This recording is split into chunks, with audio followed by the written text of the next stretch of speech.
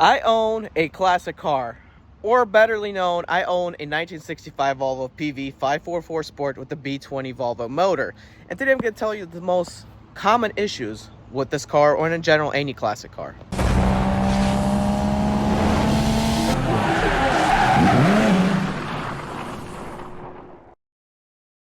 Now, these Volvo PV544s are super reliable. I mean, they're one of the most reliable engines ever made.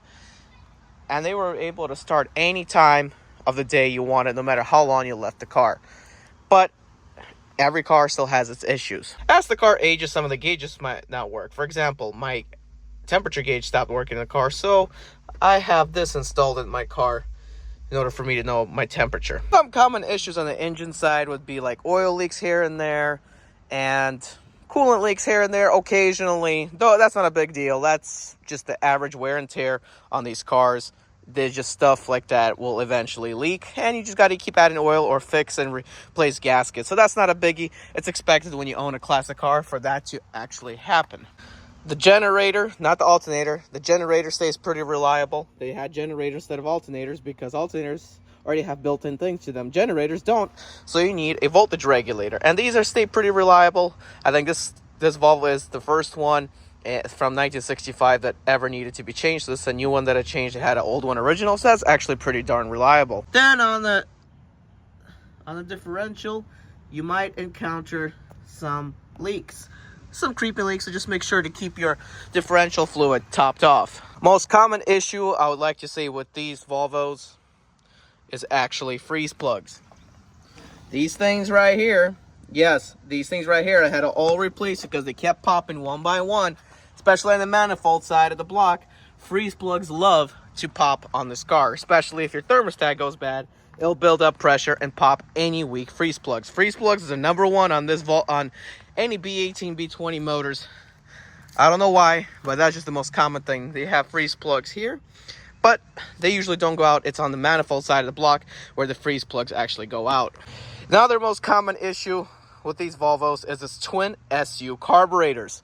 These SU carburetors are not your standard American carburetors. It's a European concept. They have it on Jags, on a lot of different European cars, and it's found on Swedish cars like Volvo on the B18 motor and B20 motors. It's hard to get them in sync, and if one is off, it can throw the whole engine off, and you will have a long day with these. And another issue, it would be this thing here. I forgot what it's called. I think it's not a regulator. It's a there we go. It's a distributor.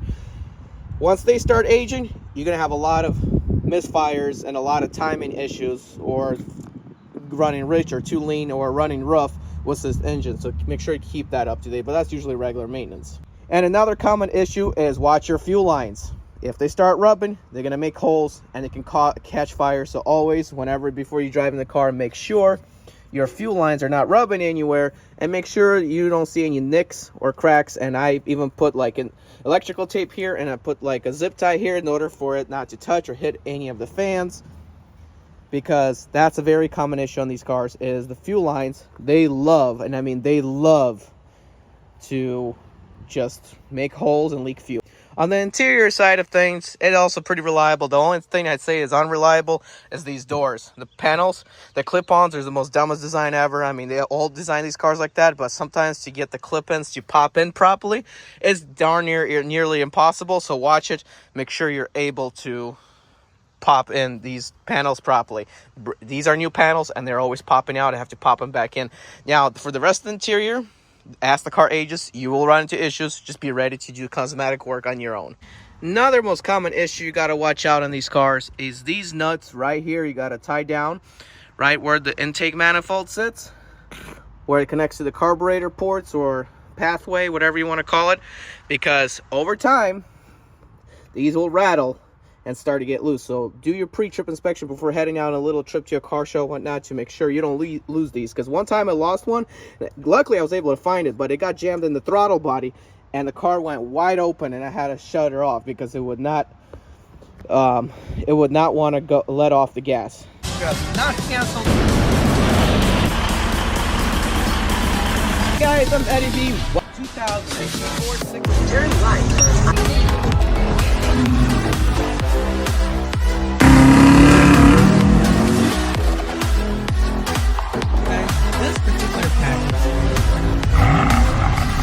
driving attempt on the 6 Series.